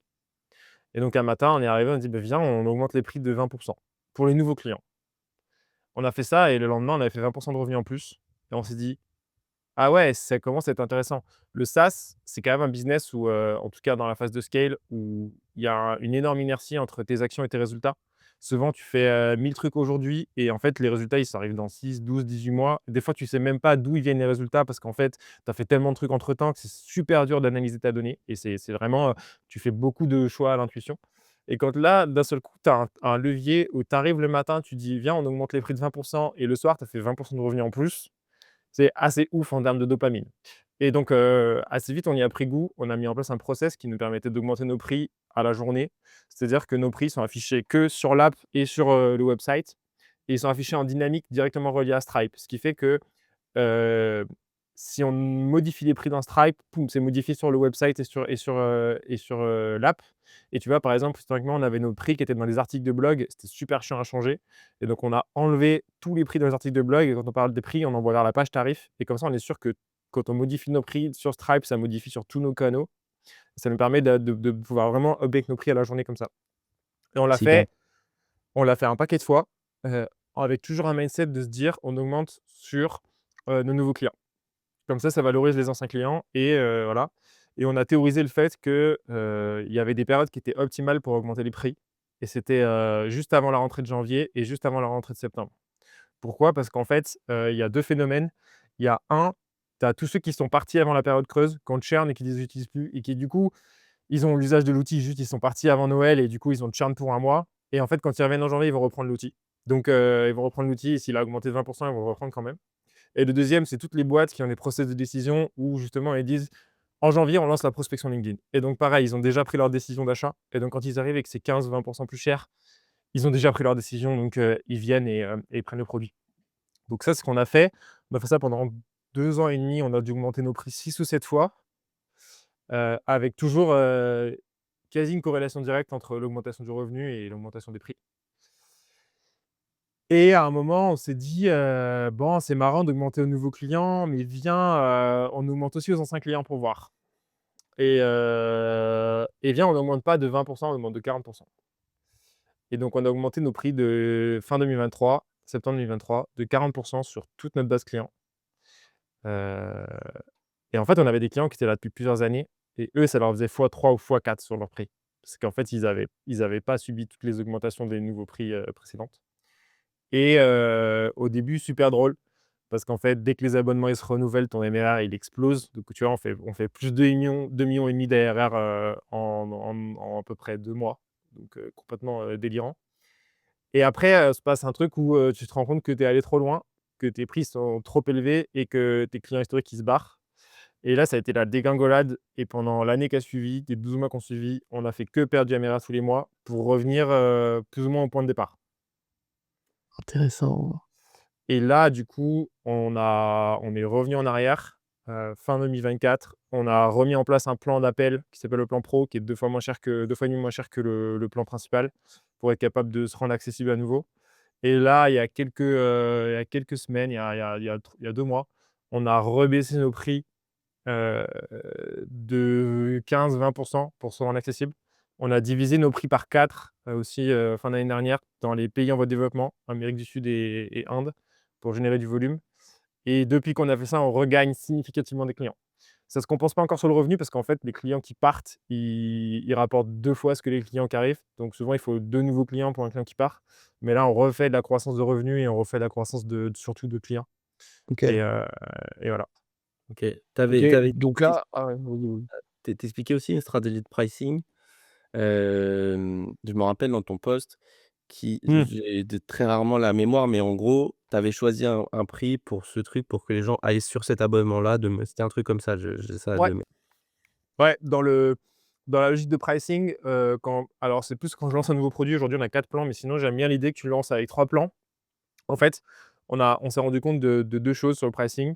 La première, c'est qu'il y a toujours à peu près 20 de tes clients qui vont prendre le plan le moins cher, même s'il ne les sert pas. C'est-à-dire que c'est des gens qui sont hyper sensibles au prix et je parle vraiment pour l'approche product-led growth, hein, mais ils vont prendre le plan le moins cher, même si ça ne les sert pas parce que juste ils sont hyper sensibles au prix. Et donc OK. ton prix d'appel, il va te permettre de faire rentrer ces gens-là qui sinon ne seraient pas rentrés sur ton produit et ensuite plus tard peut-être de réussir à les upsell, sur des offres, sur des packages et à un moment de les faire monter dans ton pricing. Et tu as à peu près 2 de tes clients qui, eux, c'est l'inverse, ils vont toujours prendre le plan le plus cher, même s'ils en ont pas besoin. En fait, ils ont de la thune et ils veulent le meilleur, tu vois? C'est vraiment les gens qui veulent le meilleur et c'est ceux qui prennent toutes les options chez Porsche, tu vois? Même s'ils n'ont pas besoin de la petite option et du petit truc, il leur faut parce que c'est plus cher, tu vois? Et du coup, aujourd'hui, moi, j'aime bien construire les pricing en trois plans. Tu as un plan que nous, on appelle le plan élite, c'est vraiment ton plan ultra cher. Potentiellement, tu as un peu de custom, tu as des trucs un peu illimités ou tu as un petit accompagnement, de 1 heure par trimestre, ce genre de choses qui coûte genre 500 € par mois, qui fait un énorme effet d'ancrage pour mettre ton prix principal qui va être autour de 50 € par mois et qui te donne l'impression que ton plan principal, il est pas cher du tout. Ça, c'est ton plan, core value, tu vois? Là où tu délivres vraiment la valeur de ton produit au maximum de tes clients et derrière, tu as ton prix d'appel qui va être, tu vois, à 20 € par mois et qui va être le plan un peu limité sur lequel ça va te permettre de faire rentrer des clients qui disent: «OK, il y a un plan à 20 € par mois, c'est OK» et que tu vas chercher à upsell ou du moins à générer de la masse dessus. Et quand tu construis un pricing comme ça te permet vraiment d'optimiser et d'avoir d'un côté, tu sers ceux qui n'auraient pas payé s'il n'y avait pas le prix d'appel et de l'autre côté, tu maximises la valeur de ceux qui sont prêts à payer 500 € par mois. C'est dur les pricing en SaaS et justement moi j'ai à peu près fait un peu la même strat sur, mon plan, et je suis chaud d'avoir ton avis, sur mon plan starter qui est le plan équivalent à 20 balles chez toi et après Ouais. mon plan pro qui est le plan c'est 40 balles par mois, c'est à peu près la même Mmh. chose et le plan starter, j'ai fait le choix de le mettre uniquement en annuel, tu vois? Donc tu payes 156 annuel et franchement c'est parce qu'en fait, moi tu vois, j'ai fait une offre de lancement sur mon SaaS et je me suis rendu compte que j'avais 80 de mes abonnements qui étaient en annuel, alors que j'avais mensuel, de disponible, tu vois? Et je me suis dit: «Putain, mais en fait, les gens, ils ont aucun problème à payer 156 J'ai vu que j'ai pas testé de limite au-dessus, mais j'ai vu qu'ils avaient aucun problème à payer 156 d'un coup pour mon produit», tu vois? Et du coup, je me suis dit: «Mais en fait, on va mettre que annuel», tu vois? Je sais pas, qu'est-ce que tu en penses de cette strat, par rapport à ça, quoi? Bah, j'ai envie de te dire, c'est ce que tes data, elles te parlent bien, tu vois? Ouais, Parce ouais, que moi, j'avoue que premier abord, J'ai beaucoup les data. Je t'aurais dit, le starter, c'est le mec qui a pas de moyens et du coup, c'est pas tant une question de mensualisation, enfin, c'est pas tant une question, de montant, mensuel que de montant total, tu vois? Intuitivement, je t'aurais dit ça et donc j'aurais pas fait ça. Nous, l'approche qu'on a, par contre, c'est plutôt de dire: «En fait, on vend des abonnements annuels et nos abonnements mensuels, ils sont 2 fois plus chers» Et donc, quand tu prends, tu vois, notre plan d'appel, il est à 19 € par mois en annuel, mais il est à 39 € par mois en mensuel. Et l'idée, c'est de dire, de nudge un maximum de gens vers les abonnements annuels. Pourquoi on fait ça? Parce qu'en fait, la durée de vie moyenne d'un client chez nous sur un abonnement mensuel, c'est 4 mois. Et donc en fait, si je t'encaisse 6 mois, je te fais ma LTV, ma lifetime value, elle est supérieure à si je t'ai encaissé 4 mois en mensuel. Et donc j'ai un énorme nudge vers les abonnements annuels. Et sur les promos qu'on va faire, on va toujours faire que des promos sur les annuels, Ouais, ouais, ouais. Notamment sur le Black Friday et cetera, notamment sur des Black choses Friday. ouais, OK. OK, OK, ça marche.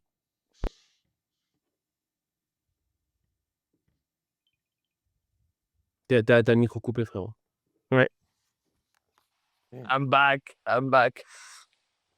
Ça churn, à quel point ça churn? Qu'est-ce que vous avez mis en place pour réduire ça? Comment vous récupérez? Est-ce qu'il y a de la relance derrière? Comment ça se passe à ce sujet? On est sur un marché qui churn énormément. Déjà le product led, ça churn énormément. Donc nous, aujourd'hui, on est à 10 de churn mensuel en client. C'est assez stable historiquement. Cette année, on est un peu moins, mais Mmh. historiquement, sur l'histoire de la boîte, on est à 10. Donc 10 de churn mensuel, ça veut dire que tous les mois, tu as 10 de tes clients qui s'en vont, donc il faut les retrouver. Et ça revient à peu près au fait que tous les 6 mois, on a la moitié de notre base client qui se renouvelle. En vrai, c'est un super avantage, par exemple, quand tu augmentes tes prix que tes nouveaux clients, parce que tu as tout le temps beaucoup de nouveaux clients. Donc en fait, tu as vite un turnover dans ta base client et donc tu as vite tous tes nouveaux clients qui sont sur une nouvelle grille de pricing. Donc ça, c'est cool. Mais c'est un peu le seul avantage, sinon c'est assez compliqué. J'aimerais beaucoup te donner, plein de hacks, qu'on a testés pour, réduire le churn. La vérité, c'est qu'on a aucun aucun hack qui a réduit le churn de manière structurelle. C'est un churn de marché. Tous les concurrents avec qui on discute, ils ont les mêmes niveaux de churn sur notre marché. On a beaucoup de saisonnalité. Mais, dans les grandes lignes de nous, ce qu'on fait, on a cette idée de locker un maximum les gens sur des abonnements annuels. Donc on a 2 deals par an, un au Black Friday et un en juin qu'on a appelé le Black Thursday, qui sont 2 deals sur lesquels on fait des deals uniquement sur les abonnements annuels. On fait une grosse offre et l'idée, c'est de locker un maximum de clients sur les abos annuels. Ça, c'est un bon levier. Aujourd'hui, on a un truc du genre 4 de churn sur les annuels contre 15 sur les mensuels. Donc tu vois, on a une énorme différence entre ces 2 types de plans. Le deuxième truc qu'on a pas mal testé récemment, c'est, un tool qui s'appelle Churnkey, qui est assez connu et qui te permet de mettre des flows, dans le churn et donc de proposer pas mal d'options, de mettre en pause ses abonnements. Ça a eu un petit impact. Là, on teste d'autres trucs, par exemple, le fait de garder, un plan moins cher qui n'existe pas sur notre grille de pricing, mais qu'on va te proposer au moment où tu churn. On est aussi en train de tester un truc où on te dit qu'on va supprimer toutes tes données si tu churn et du coup, on te propose un plan, moins cher pour garder tes données. C'est un truc qu'on a en fake door actuellement et qu'on est en train de tester pour voir si les gens ils sont réceptifs à ça. Donc, nous, on fait beaucoup de fake Pas de door. data là-dessus du coup pour l'instant? J'ai pas encore de data là-dessus, non. Non, non, j'ai pas encore de data, OK. exacte là-dessus.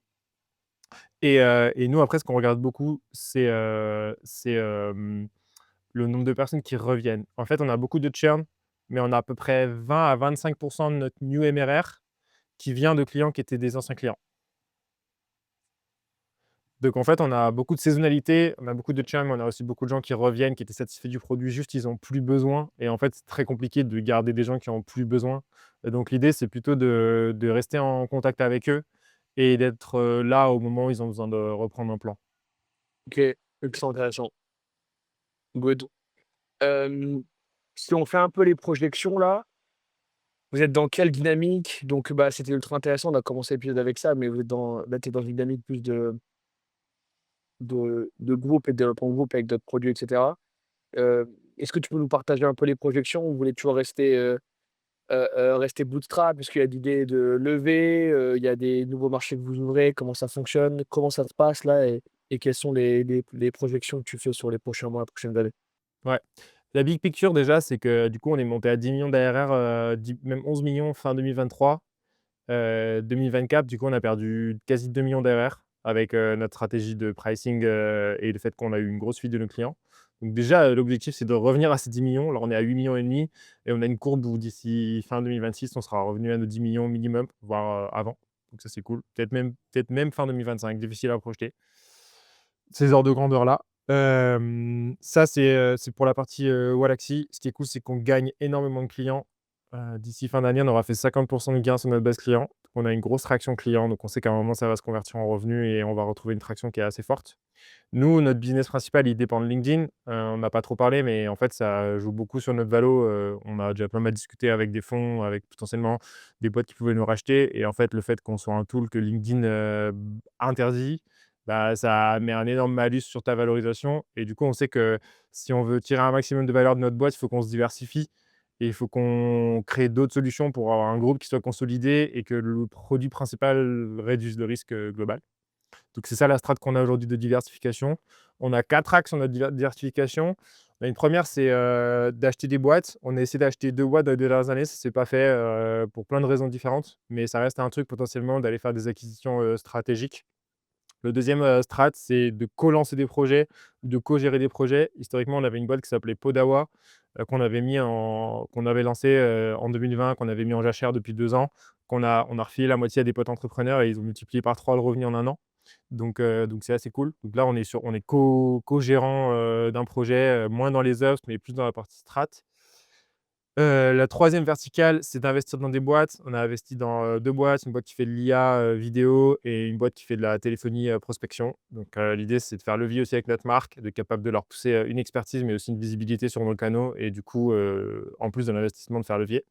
Et la dernière strat, qui est celle principale qu'on utilise en ce moment, c'est de lancer des boîtes en interne. On a lancé une boîte qui s'appelle Kawak il y a 6 mois à peu près, en bêta, qui est un outil qui te permet de transformer ton expertise en contenu copyrighté sur LinkedIn. Donc voilà, historiquement, on s'est rendu compte que tu as énormément de gens qui ont une super expertise, qui sont des génies dans leur domaine, mais qui sont incapables de l'exprimer dans un post LinkedIn qui va faire des vues. Et l'outil avec l'IA, il vient vraiment t'aider à prendre le savoir qui est dans ta tête pour en faire un post qui va correspondre aux standards LinkedIn. Donc une fois de plus, nous, on a une expertise en interne qui est forte. On a une quinzaine de personnes qui publient toutes les semaines. Historiquement, on a énormément de reach. Et donc, on sait un peu comment faire ça et on a une expertise tech. Et là, en fait, ça, c'est la face émergée de l'iceberg de ce produit. L'idée, c'est de construire une énorme base de créateurs LinkedIn et derrière, de faire une grosse plateforme d'influence. Donc là, on est en train de bosser sur le back-office influence pour qu'en fait, derrière, tu puisses monétiser tes posts sur LinkedIn et que les marques puissent facilement accéder à une base de créateurs qui va leur permettre de lancer des campagnes de sponsors massives. On sait que dans les dernières années, les canaux d'acquisition traditionnels sont un peu effondrés. Cold email, c'est compliqué. Même prospection LinkedIn, ça marche beaucoup moins bien qu'à 5 ans. Les ads, c'est compliqué. Et dans les nouveaux canaux qu'on va sortir en B2B, on a vraiment l'affiliation et l'influence. Et donc là, nous, on veut se focus sur cette partie influence. OK, super C'est intéressant. drôle ça, parce Ouais. que moi honnêtement, enfin, je connais plutôt je connais pas trop mal le monde de l'influence, mais je t'avoue que sur LinkedIn, je sais pas trop comment ça fonctionne. Comment ça fonctionne un peu, l'influence? Est-ce qu'il y a déjà des alors enfin, on remarque si je connais quelques grosses boîtes qui font, trucs très B2B, mais comment ça fonctionne? Est-ce qu'il y a quelques grosses boîtes qui ont le monopole? Est-ce que c'est beaucoup de one to one, comment ça fonctionne, ce marché En de l'influence fait, LinkedIn? ce qu'il faut savoir, c'est que le marché de l'influence au global, il est très mature. Celui de LinkedIn, il est très immature pour deux raisons principales. La première, c'est que l'essor des créateurs sur LinkedIn, c'est quand même très récent par rapport à Insta. Tu vois, là, on va dire, que ça fait 3 ans vraiment que le contenu sur LinkedIn, ça explose en termes de qualité et que c'est plus une CVT qui est un truc où tu célèbres le fait que tu as changé de job. Et le deuxième truc, c'est que l'API de LinkedIn, elle est fermée. En gros, toutes les plateformes, Meta, YouTube, même Spotify, ils ont des API ouvertes pour donner accès aux analytics et donc tous les gros outils comme Upfluence, Hypeditor et cetera, ils accèdent aux données des créateurs via l'API publique et donc c'est assez facile de se connecter. LinkedIn, ils n'ont pas ouvert l'API des créateurs, ce qui fait que l'analytics, il est privé, il n'y a que toi qui peux le consulter et que pour y accéder, il faut passer par l'API privée et la plupart, des boîtes ne savent pas le faire ou ne veulent pas le faire. Et du coup, ils exploitent pas du tout ce canal, alors que nous, c'est littéralement notre expertise de passer par l'API privée. Ça ne nous fait pas du tout peur. Et du coup, on vient se connecter à travers ton compte à ton LinkedIn pour récupérer les analytics. Et ça nous permet de ressortir des données qu'aucune autre boîte n'a, en particulier des données qui sont d'audience. Et ça, c'est un truc qui est super puissant sur LinkedIn. C'est que si tu vas dans tes posts LinkedIn et tu regardes un peu tes détails d'analytics, tu vas voir quelle typologie de boîte tu cibles, donc quelle taille de boîte, quelle industrie, quel job title, dans quelle région. et en fait, c'est des données qui valent de l'or ensuite Mmh. pour le marketing puisque l'idée, c'est de faire un outil où tu vas littéralement taper ton audience. Bah, en fait, je veux les boîtes entre 11 et 50 personnes dans, la tech avec des job titles CEO, CMO en région parisienne et qui sont les créateurs qui sont les plus influents auprès de cette audience et nous, on va être capable de te les sortir parce qu'on a leur analytics et donc ça va être ça, la force de l'outil. C'est capable de te proposer une granularité où on te dit pas: «Ouais, ce mec-là, il communique dans le SaaS», mais son audience qui voit ses posts, c'est ces gens-là. Trop solide ça. Putain, trop bien. Tu sais que je savais même pas qu'il y avait ce détail, heu, Et il est un peu caché. ce détail d'analytics sur un nom. C'est fou. Putain, c'est solide. Ah ouais, trop bien. Et ça effectivement, OK et c'est ça, c'est déjà lancé? C'est à échelle combien de temps? C'est quoi la vision? Parce que là, le projet, il m'a l'air huge. Enfin comme ça, d'instinct, c'est un truc qui a vraiment solide. On a lancé, Comment la ça se partie projette ça? créateur. On a lancé la partie créateur en OK. bêta il y a 6 mois. On a lancé la version payante mi-juin. On a fait 45 000 € de chiffre d'affaires sur notre lancement, mi-juin, donc super content. On est à peu près à 12 000 utilisateurs sur la partie créateur, 12 000 sign up. Donc plusieurs milliers de posts publiés, quasiment 100 millions de vues générées par nos utilisateurs par trimestre. Donc on a vraiment des super métriques sur la partie créateur et là, on bosse sur le back office, influence qui va sortir, fin septembre, début octobre, si tout va bien, sur la roadmap. OK, Et donc là, OK. toutes les marques seront en mesure de monétiser, enfin d'aller chercher, des créateurs dans notre base et potentiellement au-delà. On va évidemment aller chercher, à enrichir la base avec un maximum de créateurs pour te donner des données beaucoup plus complètes. Ouais, Incroyable. ultra clair. Et donc là, overall, c'est quoi la vision? Donc Wallaxy, il faut que ça remonte, et aller rechercher, les RR que vous aviez, avant, le Ouais, pricing un peu trop, peu trop ah, agressif. un peu trop onéreux, un poil trop agressif. Cette boîte-là, est-ce que c'est le main focus? Tu as parlé d'autres projets à côté. Comment ça se structure, tu vois? Comment ça s'articule entre tous les projets? Sur quoi est le focus? Comment tu continues à mettre du développement là-dessus? Comment est-ce que tu structures les teams? Ça parce que ça va être c'est une machine à gaz, tu vois? Quand tu me le partages comme ça. Ouais, J'imagine que ça c'est doit être, vraiment le bordel à l'intérieur. Comment, c'est comment des ça se super passe? questions. Franchement, c'est des super questions, et qui sont assez, on voit que tu es dans le business et que tu es assez éclairé parce que tout le monde se pose pas ces questions-là, même sur l'orga, tu vois, par exemple. Moi, ça a été un vrai sujet de réflexion sur comment tu structures une boîte avec plusieurs boîtes à l'intérieur. Aujourd'hui, pour te répondre, on est à 80 de notre énergie qui reste sur Wallaxy, donc 80 de nos ressources qui sont, sur l'entité Wallaxy. Donc, bah, en fait, continuer de faire scaler le business, c'est pas super sexy, mais en fait, il faut faire des plus de features, il faut améliorer ton produit, il faut aller chercher de nouveaux clients, enfin, il faut continuer ce que tu fais pour scaler, quoi. Là-dessus, du coup, on a structuré la boîte en 3 entités. En fait, on a une entité vraiment ops Wallaxy dans laquelle il y a la tech, le product, et le support et on a mis un CEO de cette entité. Donc notre, ex-head of support est devenu CEO de cette entité-là, ce qui fait que lui, il pilote vraiment cette entité Wallaxy d'un point de vue opérationnel, ce qui nous permet en tant que founder de se dégager un peu, de l'énergie et du focus pour aller lancer un nouveau projet, parce que c'est là aussi qu'on est les meilleurs nous, par rapport à scaler une boîte, donc on l'a mis là. On a une deuxième entité du coup qui est notre entité Ops, Kawak, qui est divisée en 2 verticales. La partie créateur, eux, leur but, c'est de faire le meilleur outil de social media manager LinkedIn boosté à l'IA, si tu veux et une autre entité, influence qui elle est vraiment là pour faire le back office et monétiser l'audience de nos créateurs. Et ça prend 20 de nos ressources. Enfin, la division globale de la boîte, c'est 80 Wallexy, 20 Kawak et ensuite on a une troisième entité qui est l'entité marketing et qui est centralisée. En fait, on est parti du principe que la tech, le product et le support, c'est quelque chose qui est lié au produit et le marketing, c'est quelque chose qui est lié au global et il y a des effets cumulés à avoir une entité marketing qui soit centralisée, pour ton branding, pour ta maîtrise des outils, pour tes canaux d'acquisition et cetera et donc on a une seule entité marketing qui distribue les différentes solutions et ensuite tout ce que je t'ai évoqué pour le reste, Podawa, les investissements et cetera, c'est infinitésimal dans notre temps opérationnel. OK, trop stylé. À quel point tu believe là, toi personnellement maintenant sans parler métriques, mais toi humainement et émotionnellement, ce nouveau projet, à quel point il t'excite? À quel point tu believe là-dedans? C'est quoi ta lecture? Tu es un mec intelligent, tu as un cerveau bien branché, donc j'imagine que ça va tourner dans ta tête, jour et nuit quand on lance un nouveau projet. Ouais, bah, Comment, déjà, c'est quoi ta vision c'est une bonne là-dessus? question parce que ça dépend déjà vachement, qui tu es en tant qu'entrepreneur. Moi, clairement, je suis pas excité par le fait de scaler une boîte. Tu vois? Tu me demandais aussi quelle est la vision. Moi, je veux pas faire une boîte de plus de 100 personnes. Mon game, c'est, comment je fais pour faire la boîte qui fait le maximum d'ARR avec moins de 100 personnes. Donc tu vois, là, on est 60, j'ai une Ah, petite marge de progression, mais mon but, c'est de faire une boîte qui dépasse jamais les 100 et de faire un max de cash sur moins de 100 personnes. Donc j'ai pas du tout envie de mais faire une les sommes licorne, j'ai pas du magiques, les tout Aircash et cetera, ça te plaît exactement. bien?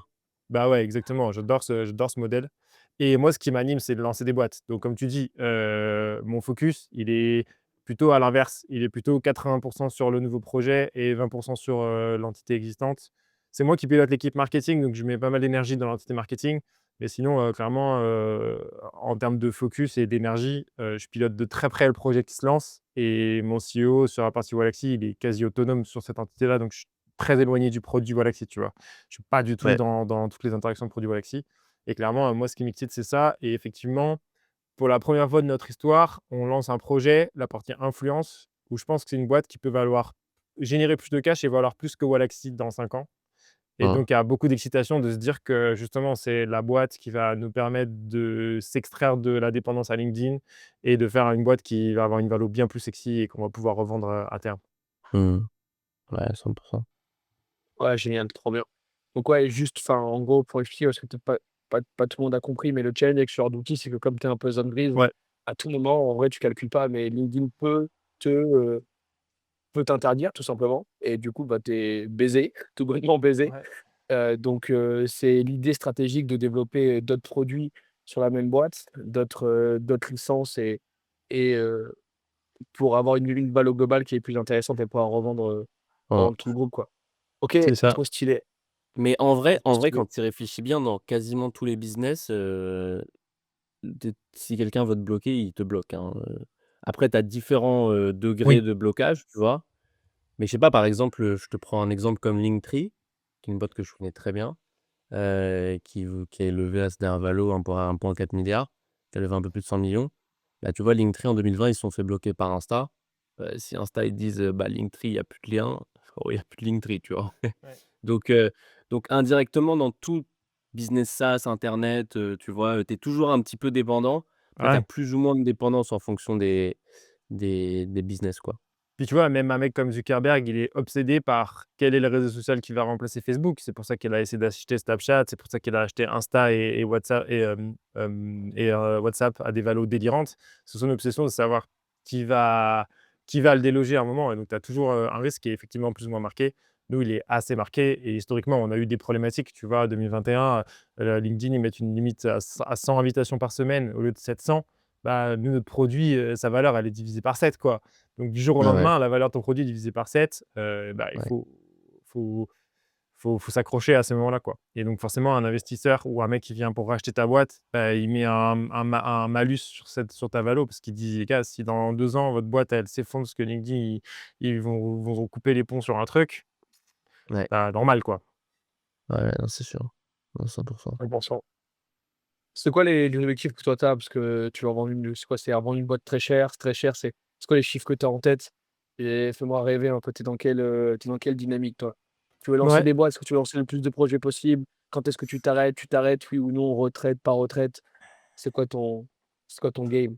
Bonne question. Moi, mon magic number, c'est 10 millions. Si je rentre 10 millions sur ma holding, je suis content. Donc on est 3 associés à 33, donc il faut faire un exit à minimum, 30 000 000.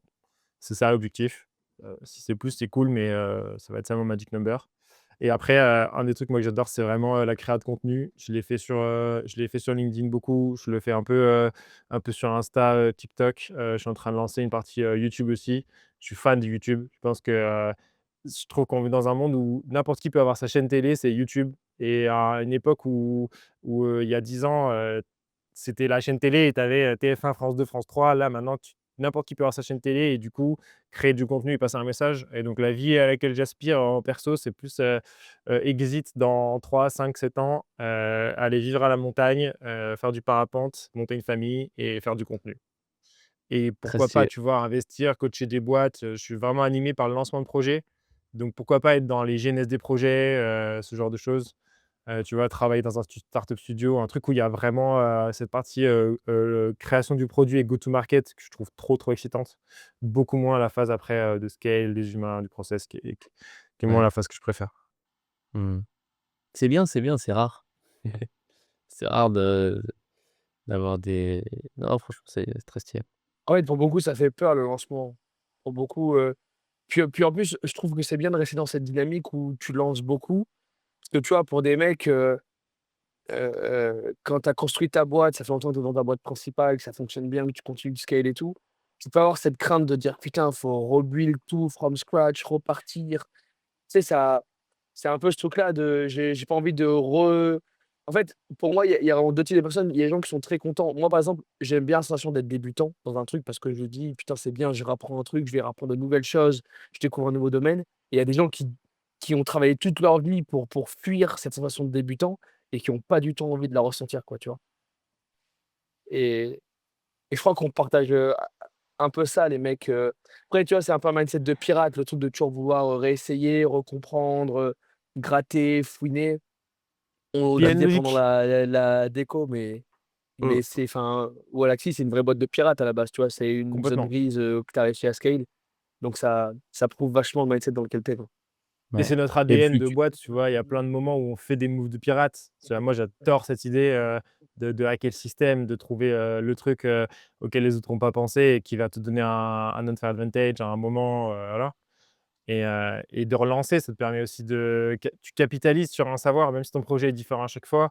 Tu vois, mmh, la stratégie de lancement de bêta et de go to market qu'on a faite sur Kawak, bah, en fait, c'est trop bien parce que c'est une masterclass. En fait, on a essayé de lancer plein de tools, pendant plusieurs années, des side projects, des machins et tout. Tu capitalises sur ton expérience et après quand tu fais un truc où tu fais 43 000 € de chiffre d'affaires sur un SaaS le jour de ton lancement, enfin, c'est génial et ça, c'est les effets cumulés de tes apprentissages sur les différents projets qui font que tu arrives à faire un truc encore mieux à chaque fois. C'est ouais, grisant ouais. et tu as aussi ce truc que, quand tu as fait qu'une boîte qui a marché, tu te dis, il y a un peu un syndrome de l'imposteur qui est: «Est-ce que, j'ai eu de la chance ou est-ce que, j'ai été bon?» Et le fait de Ouais. refaire, bah, effectivement, du coup, tu prends un risque d'avoir l'information que tu avais que de la chance. Mais il y a un truc aussi Mmh. de si j'arrive 2 fois, c'est que j'étais bon. Ça veut En dire que tout je suis cas, à bon, ouais. chaque fois que je réussis une nouvelle fois, ça réduit la part de chance et ça augmente la proba que j'ai juste été bon. Et Et il y ça a ce truc de augmente se prouver ta ça à ta soi-même. ouais, ouais et ça augmente ta confiance en toi, ce qui est le moteur même de nos vies, je pense. Bah, ouais, complètement. Et c'est hyper important, ouais, je suis 100 d'accord. Et Il y a même un et truc, c'est que tu sais jamais, en fait, ce que tu peux atteindre dans un marché donné, tu vois? En mmh, fait, tu es dans un marché, tu donnes ton maximum, tu atteins un résultat qu'on appelle X. Personne te dit que si tu lances un autre truc dans un autre marché, le Y que tu vas faire, c'est peut-être, 100x, 200x, 10x ou 0,5.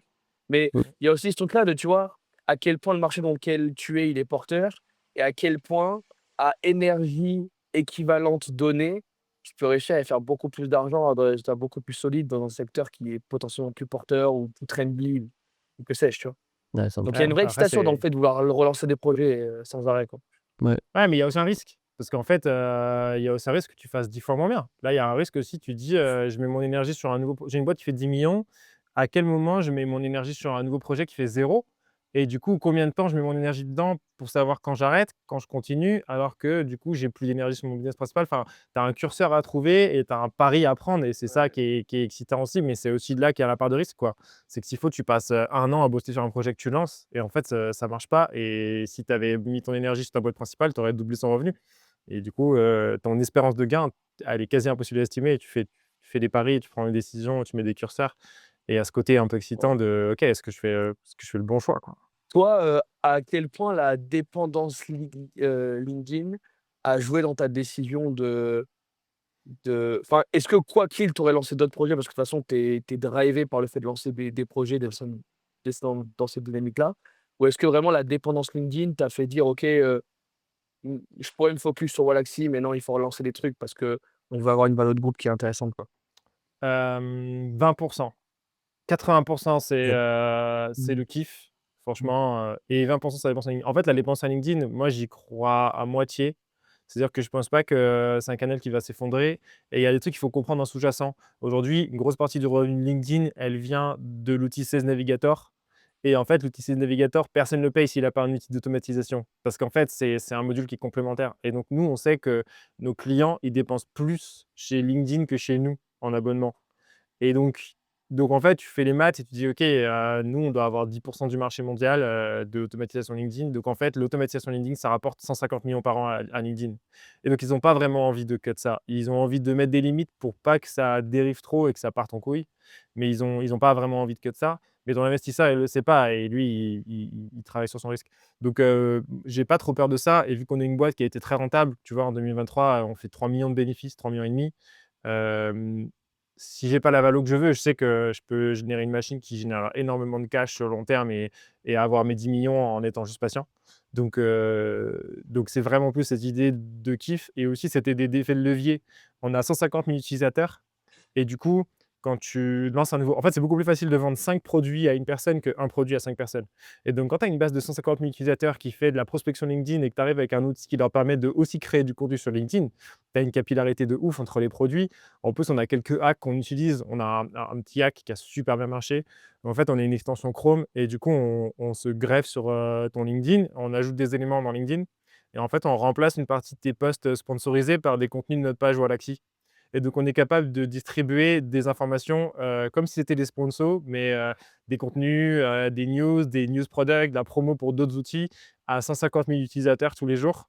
Et ça, c'est super puissant. Et en fait, on a cet effet de levier-là de dire bah, on a une audience où on fait des dizaines de milliers d'impressions de contenu auprès d'eux. Et donc, bah, si j'ai un nouveau produit, si j'investis dans une boîte, j'ai juste à repartager avec ma page Wallaxy et d'un seul coup, je distribue ça à une audience qui est potentiellement hyper qualifiée. C'est un énorme effet de levier à lancer un autre produit s'il est dans la même industrie pour essayer de faire du cross-selling. Ça, je vais te Trop l'appliquer, solide. ça. Il y a des benchmarks, Énorme. quoi. À extension Chrome, Est-ce c'est que tu cheaté, as hein. ouais, c'est solide, ouais, franchement, ouais. Ouais, c'est solide. Est-ce que tu as un sujet en particulier que tu voulais aborder, un truc qui te tenait à cœur, qui est important pour toi, où tu sais qu'il y a de la valeur à partager ou est-ce que tu te sens en paix là? Ah, je suis en paix. Franchement, vous avez posé des questions qui sont super pertinentes et qu'on ne pose pas, forcément. Tu vois, cette idée de comment on scale, comment on recrute, c'est quoi, le mindset, le game auquel tu joues en tant Mmh qu'entrepreneur de mh. est-ce que tu veux, faire une billion dollar compagnie ou est-ce que tu veux exit? C'est plein de questions qui sont pas souvent posées que je trouve super intéressantes et qu'on a bien, couvertes, je trouve. Franchement, on a fait un bon tour du sujet. C'est pas Très solide, cool. impeccable. On finit toujours par une question, après Kylian, peut-être si tu un truc, pour conclure, mais on demande à tout le monde, en quoi tu peux dire, merci internet aujourd'hui parce que c'est le nom de l'émission. En quoi toi aujourd'hui, du haut de ce que tu as fait et ton expérience, tu peux remercier internet? Bah, j'existe pas sans internet, hein. Je veux dire, s'il y a pas internet, j'existe pas, j'ai pas de business, je sais pas ce que je fais dans ma vie si internet avait pas existé, mais peut-être je suis, tu vois, bûcheron en Ardèche, un truc comme ça. Je j'ai pas du tout la vie que j'ai Tu viens de aujourd'hui, l'Ardèche donc toi? merci internet, pas du tout. Non, mais je me dis: «Ça va être bien d'être bûcheron en Ardèche», tu vois? Il se passe un truc là-bas, Mmh. bon endroit pour être Ah, moi bûcheron. Trop stylé. Donc Et ben écoute, génial. Merci, merci. Merci beaucoup d'avoir été là, toi, non, c'était bah, merci à vous chambé. pour l'invite, très C'était cool. trop content de te rencontrer. Tu es un gars vraiment smart, genre ça bouge vite et j'aime bien les mecs, qui ont de la réflexion et qui ça se voit que tu lis des bouquins, ça fait plaisir. Enfin, en tout cas, que tu te renseignes sur des choses. Merci. Je suis content pour ça, c'est cool. Merci beaucoup d'avoir été là, merci beaucoup d'avoir regardé cet épisode. Évidemment, pensez à liker, vous abonner, commenter, tout ça. Peut-être tu un petit instant promo pour toi si tu veux rediriger sur ton nouveau produit, ou Alaxi aussi, on mettra les liens en Ouais, dessous si tu veux dire quelque ouais, ou chose. si vous voulez, plus de contenu, dans ce genre-là, moi je lance ma chaîne YouTube. Il y aura plein bah, des sujets qu'on a couverts aujourd'hui, mais des fois plus en profondeur sur, vraiment, bah, tu vois, tout le processus de recrutement. J'ai une vidéo qui arrive sur ça, vraiment détaillée, toutes les erreurs que j'ai faites sur certaines phases de boîte et tout. Donc si vous voulez me rejoindre, Tournon Georget sur YouTube et vous me trouverez facilement. Vas-y. Bah, de toute façon, on va Allez, mettre trop stylé. tous les liens en description. On Parfait. mettra tous les liens en dessous. Merci beaucoup d'avoir été là et on se dit à très vite. Bah, merci Merci les gars. internet. See you there. Salut. Bye bye.